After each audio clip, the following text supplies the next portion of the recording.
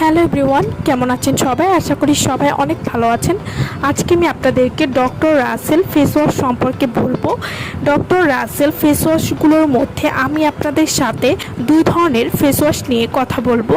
Doctor Rashel aloe vera pore refine face wash এবং doctor Rashel hyaluronic acid moisturizing face ওয়াশটি সম্পর্কে বলবো।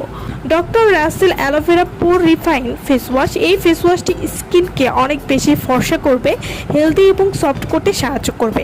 এছাড়াও যাদের স্কিনে পোরসের সমস্যা রয়েছে বা ত্বকে ছোট ছোট ছিদ্র বা গর্ত রয়েছে, সেই গর্ত দূর করতে কিন্তু অ্যালোভেরা পোর রিফাইন ফেস ওয়াশটি খুবই ভালো কাজ করবে।